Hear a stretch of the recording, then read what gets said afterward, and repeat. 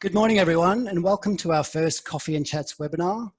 I'm Richard Koutsoukis, the Marketing Manager for HLB Man Judd in Perth, and today's topic in our regular series is Leading Your Firm Through Change. It's my pleasure to welcome exceptional teams architect David Koutsoukis and HLB Man Judd Perth Managing Partner Norman Neill to the webinar. David is a well-known figure in the Australian training industry. He's a team development specialist with a proven track record in helping leaders and their teams boost performance and results. Lately, he has been assisting Linear Clinical Research and East Fremantle Football Club through the sudden changes that came with the COVID-19 pandemic, and he will share some of the most useful tips for companies trying to change and adapt. As the managing partner of HLB Man Judd, Norman Neill and his team of accountants and financial advisors have been assisting clients with the various government stimulus packages, as well as navigating their way through the current economy. By the way, audience members, if you have a question that you would like to ask our speakers, feel free to just click on the Q&A section at the bottom of your screen, and we'll go through some of the questions toward the end. To kick off, I'd like to begin with you, David. In your experience with guiding clients in the current environment, what tips do you have for leaders trying to work through the situation? Well, good morning, Richard. Good morning, everyone. Norm, good to catch up again. And for those HLB folks that are there, just a reminder that if you do have your little switched on torches to get them out, because we're talking about leadership right here. Back to Richard's question right there. What I thought in this it's a reasonably short time that we've got right now is to give you an overarching theme that I've been operating in some of the organisations I've been working with, and then 3 key points if we can get through them. So the first thing I'd say is to have a bit of an overarching theme about as you're going through a process of change or an overarching process of crisis.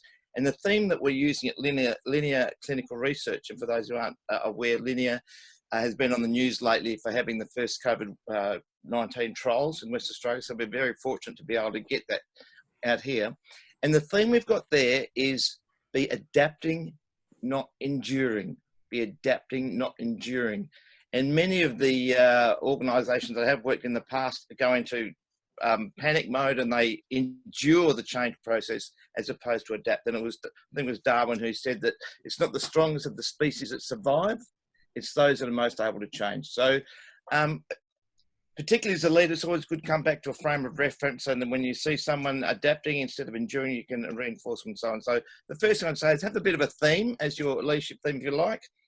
And 3 quick points that I'll extrapolate on a little bit later on. Number 1, we need to take charge as a leader. Number 2, we need to communicate. And number 3, we need to stay human and show our people that we really do care about them. We almost have to exaggerate what we do. So hopefully that'll give us a bit of a framework for me to work on, and I'll be interested to hear what Norm might have up his sleeve as well. Yeah, thanks, Dave. I mean, look, definitely the staying human element, I think, is one that's been really emphasised throughout, throughout everything that's been going on. You certainly see it with the communications from various different organisations and advertisements and things like that. And the ability to communicate and just deal with it. But you mentioned staying human and the empathy aspect that people need to develop. I mean, the reality is that leaders are under just as much pressure as everybody else. They've often got to make decisions very quickly when things are changing rapidly. They may not have all the facts available to them. And then really their decision making probably comes down to their perceptions of the world and the lens through which they view things. So you really need to, yes, take charge, make sure that you've canvassed some views and things like that, but generally in the early stages of a crisis, act very quickly. David, I wanted to also ask you about some of the clients that you're working with at the moment. What have you seen some of the leaders that you're working with be criticised for at the moment? Some of the things they're criticised for are things that they'd get criticised for in any circumstance. But number 1 is visibility. I think it's really important for any leader at any time to be visible, but particularly now. And I think people, if you think about politics and some of the things that happened in politics the last few years, recently when an election was, or a few years ago now, when an election was lost and then the person who was kicked out disappeared, it didn't look good. So number 1, you need to be visible. And that can be like through the Zooms, through the town hall meetings, through your emails and so on. So it's really important to get out there and be visible. The other thing too is to be able to make decisions and not to flounder on one and let me think about it. And often what I find at this particular time when there's so many different types of unknowns, and one of the things we used at East Fremantle Footy Club when we're trying to explain to members about, people going, is there a season, is there not going to be a season, and so on. So we basically had a column, here's 3 columns. Here's what we know, here's what we don't know, and here's what we hope will happen. And so by doing those 3 things, here's what we know right now, here's what we don't know, and here's what we hope will happen. Hopefully that's given people a bit of a framework. So instead of just being indecisive as a leader, we just give them a pretty quick snapshot. So the 2 things were there are make sure that you're visible and keep communicating. And number 2, make sure that you are decisive and you can give away as much information as you can, or give out as much information as you can. Yeah, look, visibility is a really, really big thing. And that's often difficult when you may be used to getting people in a room and talking to them globally. So you've got to find other ways through different technologies to keep touch with people. And that touches on your point before, Dave, about communicate. People are wanting to know that someone's in charge, someone's looking after them, really to remove that fear element from what they're looking at, the great unknown. And it's okay to be vulnerable with these things. I think it's very powerful to turn around and say, look, we don't know, but based on this is what we think we're going to happen. We're going to be flexible. We're going to adapt to the changing circumstances. But guys, there might be some things we just don't know. And that's okay either, because it's really, I think if you don't communicate with people, people will generally fill in the blanks, again, based on what they think is going to happen. And so that's when you run a real risk of miscommunication, different people running off in different directions and really losing a coordinated effort, I think, that can go, which is required when things are changing. Just on that too, so very quickly, Norm, I think one of the things to get clear too is within your leadership group is to have a series of mantras and responses in anticipation of what people say. For example, East Fremantle Football Club, as you would probably know, without income coming in from various sources, football clubs are under pressure, and there'll be some people asking the question, what, is East Fremantle going to go broke? Is West Perth going to go broke? What's going on? So the mantra that we've come up with to respond to that request is that, yes, we are under significant pressure, but we're in control. We're under significant pressure, but we're in control. In other words, yes, like everyone else, but we don't think the wheels are going to fall off. We know what we're doing, and we've got a plan to get through this. And so, Dave, is that then sort of being drilled down through from the CEO to the board of directors to the head coach? Has it become an organisational wide mantra that sort of everyone knows what the line is, so to speak? Well, at this stage, more at the upper levels. For example, the coach gets asked by the press what's happening and so on. So it's for those people who might communicate to the press, but it's actually not a bad idea to get that all the way down the line. So people feel comfortable that whoever's driving the bus actually knows where they're going, what they're doing. What happens in an organisation, let's say, such as like HLB, where there is a partnership team, or East Fremantle, where there is a number of leaders, where the norm is group decision making with big decisions? With the speed at which decisions have had to be made in the last 2 months, how do you work around that process? Because you have to act very, very fast, and not all of the decision makers are available immediately to contribute. Yeah, look, and it's certainly something we faced, Richard, with our own decision making, and I guess again, right off the bat, where David was talking about adapting, our decision making had to adapt because the model that we were using wasn't going to deal with the urgency of the crisis that was unfolding at the time. So, I think you can still use consensus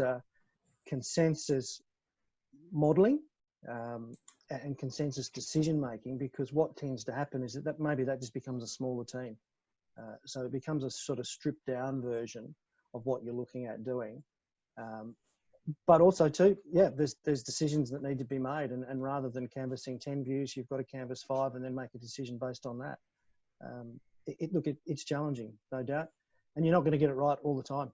And that's also another reality, I think, that people need to understand in times of crises, that you're not going to be able to get it right for 100% of the people. There's going to be times where it might be 75% is good enough. You can't get everybody on the same page all the time. Yeah, and just on top of that too, one of the things we know is that in this current circumstance, there's a lot of emotional stuff going on, and there's a lot of very different views about, you know, should we social isolate, should we not, should we come to work, should we not, and some of the views can be quite polarizing. And what we know is, in terms of leadership, the more divisive or controversial a decision, or the more likely it's to create controversy, the less collaboration we should have. Because if you get a whole lot of collaboration, the decision goes the other way of what a lot of the group wanted to have, they won't buy into it. Whereas if the leader, the head person makes the decision, then he's going to cop a bit of flack, and then people will get on with it quicker than if they had a say and then it doesn't go their way.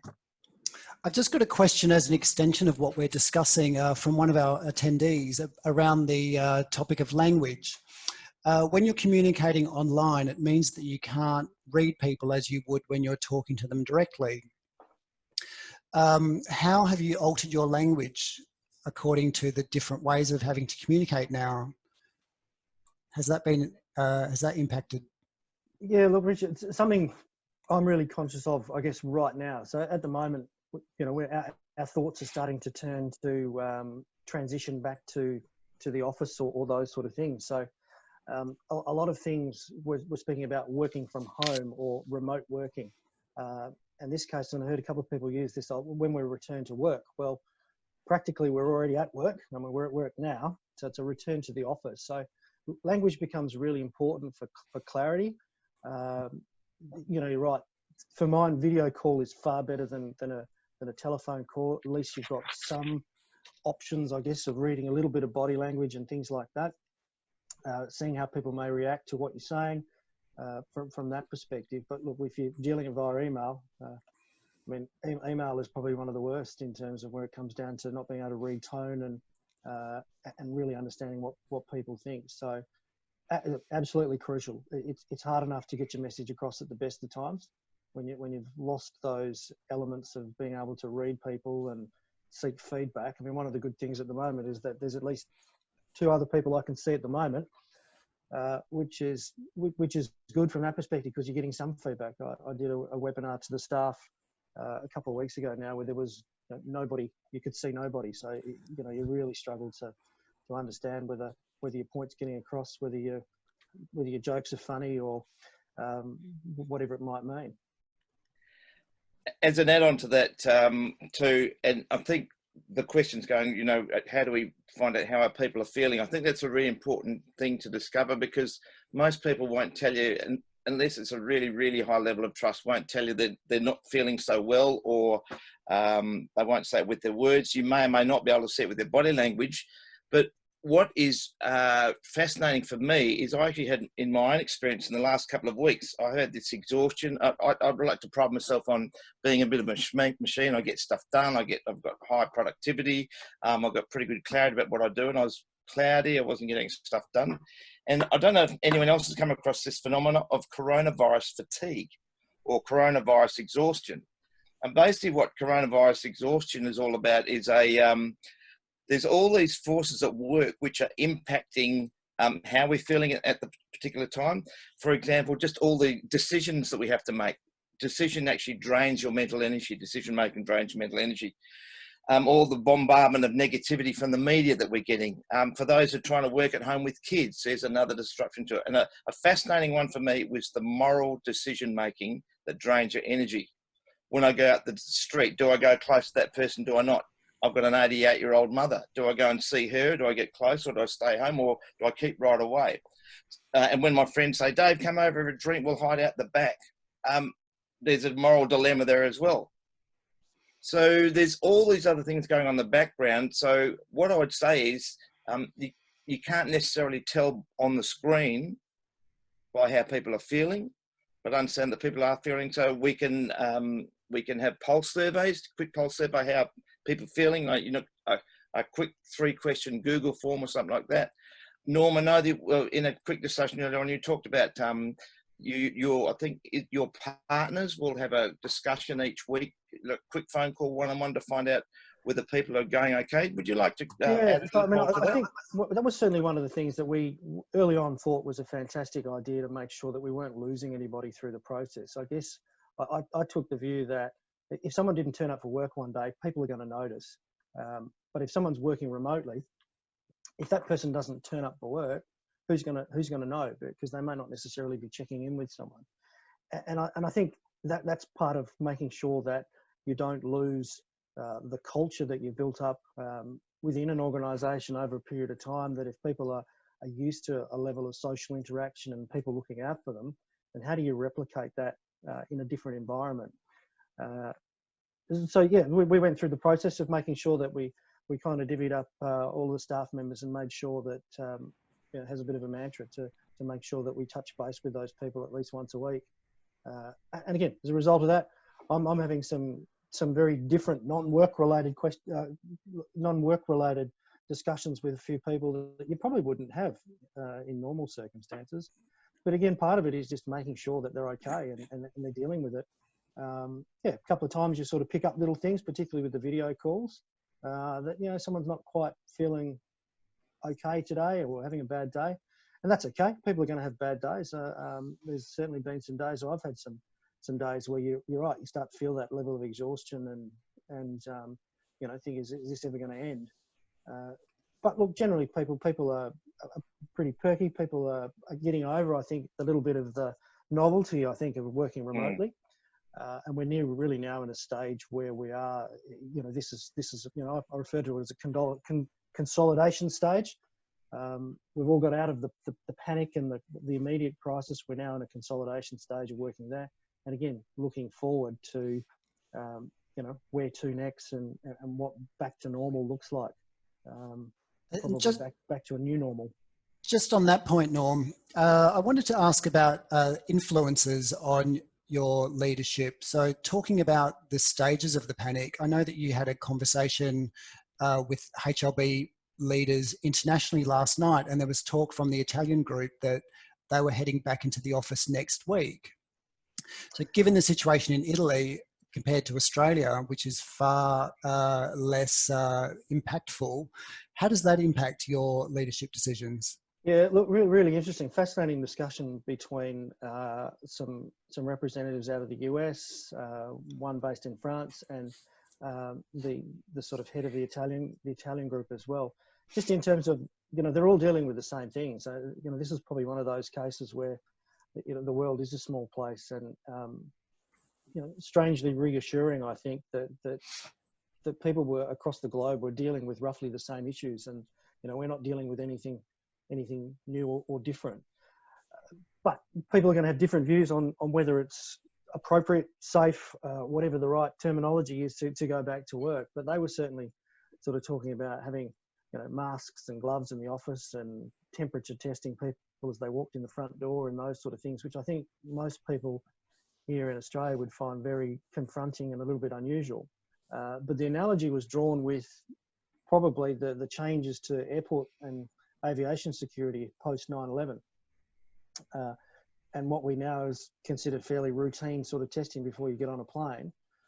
So who knows? So maybe office security becomes a big issue in the next 6 months, and what people do. So that'll be an interesting thing to watch. David, in your training of leaders and clients, how important do you think, if you had to weigh up their personality and their set of behaviours and mindset compared to a response plan, what do you think is a more important trait for them to have a plan that they stick to, or having a set of behaviours and a personality that can adapt to what's going on? I think you need a bit of both. So some people say, you don't have a 5-year strategy anymore. You have a 1 or 2 year strategy that you're able to move upon. The Japanese have a term called Shinzen, and Shinzen actually means relaxed alertness. So in other words, you're focused and you're on task, but you're alert and ready to move and to adapt. And I guess it comes back to that original quote that we started off to be adapting, not a during. So that would indicate that we need some kind of flexibility. But going back to my comments about a leader who was criticised, if they don't have a plan, if they don't have some kind of direction, then that's going to let people, well, make people think that they don't know what's going on and are going to lose confidence in it. So I guess the answer is both. We need some kind of direction, but we also need to be flexible within it. And at Linear, that's one thing I think they've been very, very good at. Linear, the basic work of Linear is to do clinical trials, but their mission is all about improving the health outcomes of Western Australia, and it's a little bit bigger than that as well. But for those people in the press who may have seen all the face masks that came in through Twiggy Forest, one of our employees was actually stuck in China. We have a lot of Chinese companies who do trials here, and one of our employees was stuck in China. So rather than just sit there doing nothing, she actually went sourcing face masks and was able to adapt. That's not what we normally do, source face masks, but she was able to adapt instead of just enduring her time over there, and that became a boon for Western Australia. Likewise, with this new pandemic of coronavirus coming through, Linear has a vision of being a global first choice in linear trials in its class. And what better way than to boost your profile than to get a COVID-19 trial? And because we've been very successful, the fact that we can adapt and focus over to a COVID-19 trial has enabled us to not only give the staff a bit of a boost, but increase the bottom line for the company and in so many different directions. So I've got a direction, but able to adapt. Okay, so you're also talking about opportunities and possibilities within this environment. That's a very good example. Have you come across, Norm, for example, from HLB's perspective, opportunities that have arisen from the current climate? Yeah, look, Richard, I think there's always opportunities in everything. And one of the challenges that we've had in this situation, and further into what Dave was saying there, this doesn't or shouldn't change your business strategy that you're going along. If you've got a strategy to do whatever it might be, guess a pandemic or a crisis is going to disrupt you a little bit from that strategy. But I think it's important to deal with the problem, get on top of it, and then get back to the strategy. So again, that's about, harp on about it, but being adaptable and being flexible to where you're going. So that's not rigidly sticking to where to your outcome that you've predetermined or your strategy that you're taking. You've got to take opportunities as they come along. Now, one of the things that this has done is actually open up a whole range of different conversations within any business. I think it used to be conversations around, let's think about doing this, is now probably more about how do we make this happen given what's going on. I think the concept of webinars have been on our radar for probably 2 or 3 years, but until you're actually forced into action, you think, oh yeah, I'll get to that when I've had a bit more time to think about it and that sort of stuff. To me, it is a little bit a matter of probably the whole sort of ready, fire, and then aim kind of concept, and then re-aim and go through the process again. I think probably too often we wait till things are perfect, and we certainly have worked out over the last 6 weeks that sometimes you can't wait for perfect. You've got to be in a position to act and act quickly. As an add to that too, in terms of, as Norm was saying, you've got your existing strategy, which you really should stick upon. And what I found whenever I go into organisations, if your values are clear, if your vision is clear, if your mission is clear, your decisions become easier. I'll say that again. If your vision, mission, values are clear, your decisions become easier. For example, I mentioned part of Linear's vision is to be a global first choice in the trials that they operate in. So to be a global first choice, you've got to be an innovator, you've got to be creative, you've got to be recognised for excellence. So it was easy to shift and go, let's go and do that trial because that will position us as global first choice. When the face mask issue came up, part of the mission is to nurture medical breakthroughs and improve health outcomes of West Australians. So by getting those face masks in, it was easy to make that decision. Yes, we're still on purpose. It's not our core business, but we're still on purpose. So knowing your strategy, vision, mission, values is very helpful. It helps take that pressure off when you're trying to make decisions. Okay, David, Norman, for the last few minutes or so, I've got 3 audience questions I'd like to go through. The first one is, what lessons have we learned from the current situation that will help us if there's a COVID-20 or COVID-21? Well, I think that the biggest thing that we've learned, and certainly be very open and honest here in having those type of policies and procedures in place. I mean, yes, I think people have gone down the path of having fire and emergency kind of plans in place to make sure people can be evacuated and those sort of things. Disaster recovery kind of concepts have been spoken about for years and never really hopefully tested. I think this is probably just another risk that exists now for businesses. You know, we're starting to see this one now. There's the SARS a few years back and things like that. That maybe that just then becomes part of the business risk toolkit that you've got, and you have policies and procedures in place. What happens if?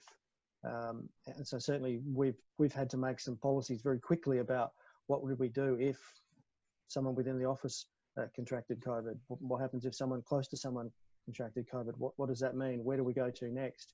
These are all things I think you don't want to be making decisions under pressure and on the run.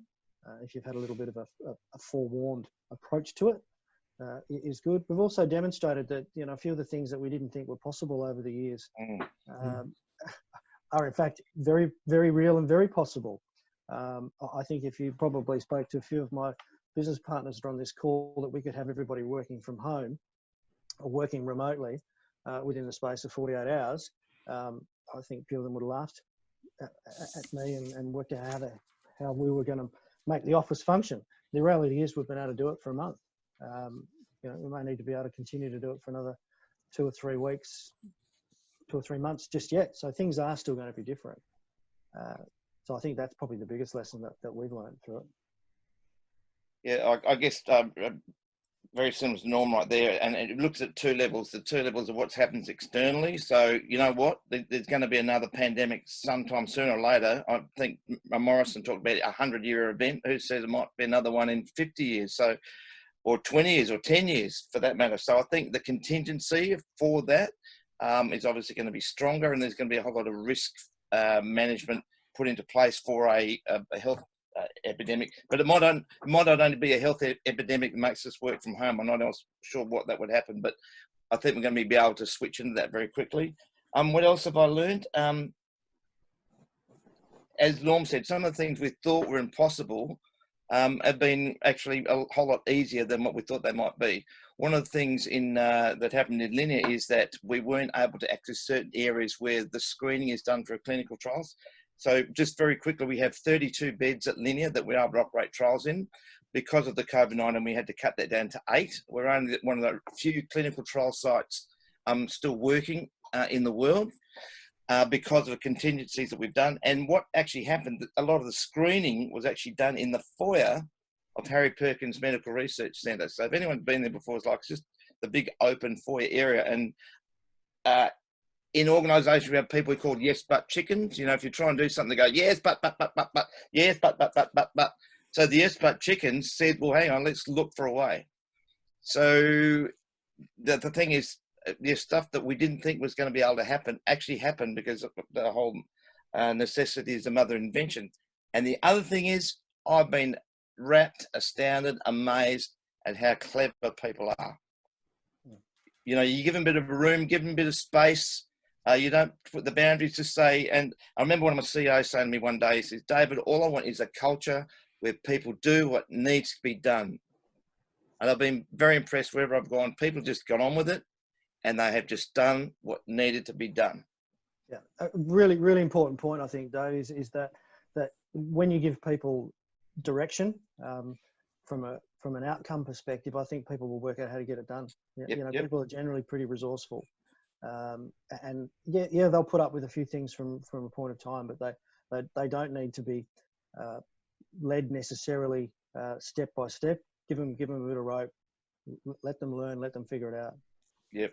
One of my mantras is give them the rules, give them the tools, and then get out of the way. Okay, on that note, I'm going to go to another question. On the topic of virus fatigue, which you mentioned earlier, Dave, Yep. what are your thoughts on sharing more content, ideas and thoughts on non-COVID conversation to prompt more positivity for future thinking?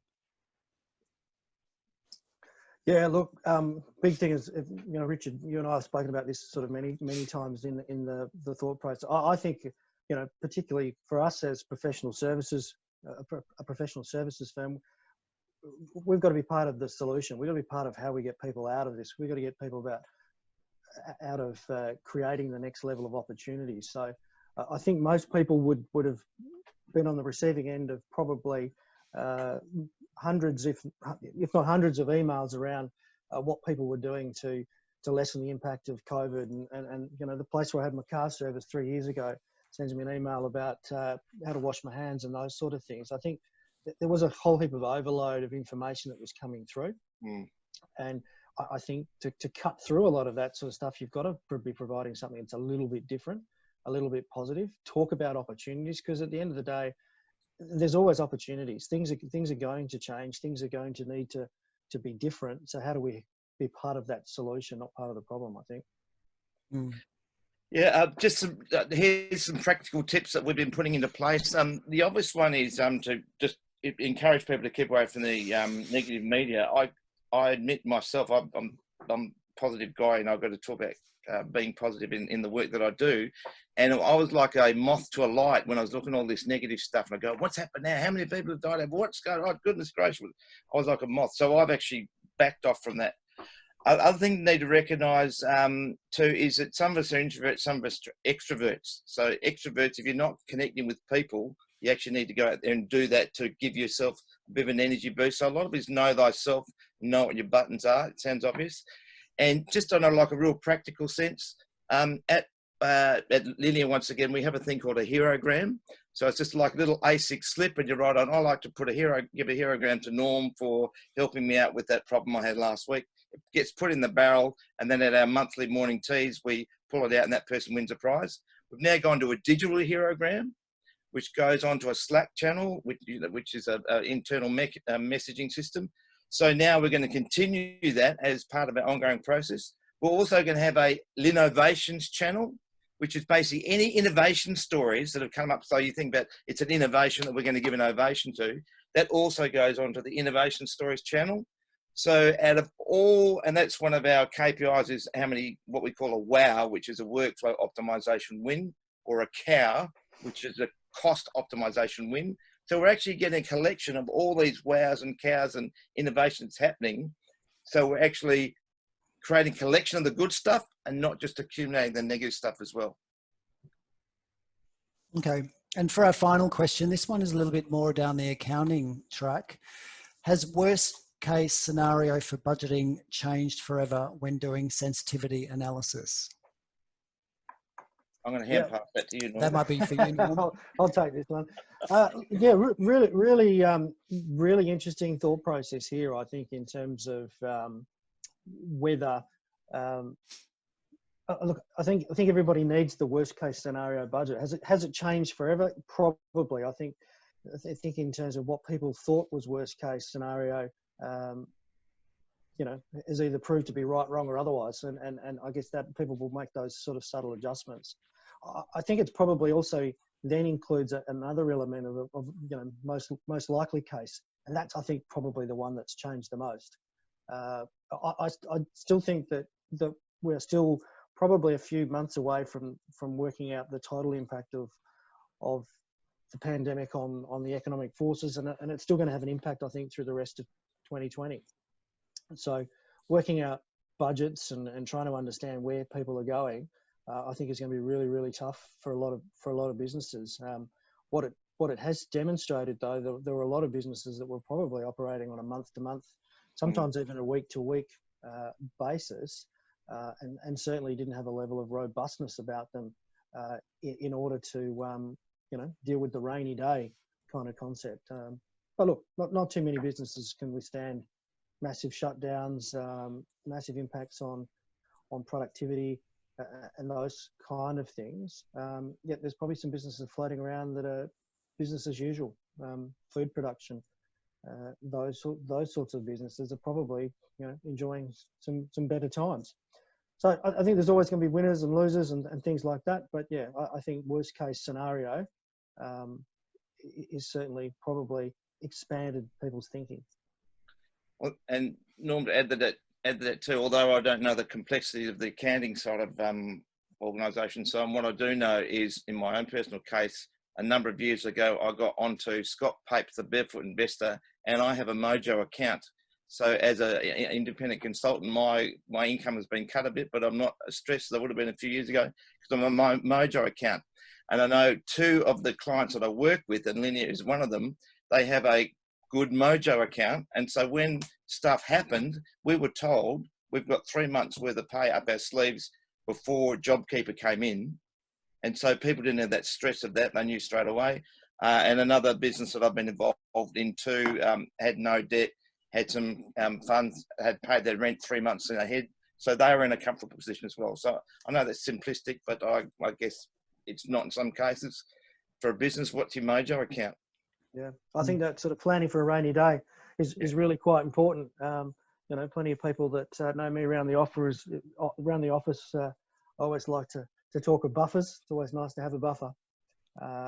And perhaps this has rather been a rainy day, but a rather torrential storm that's lasted for a few weeks.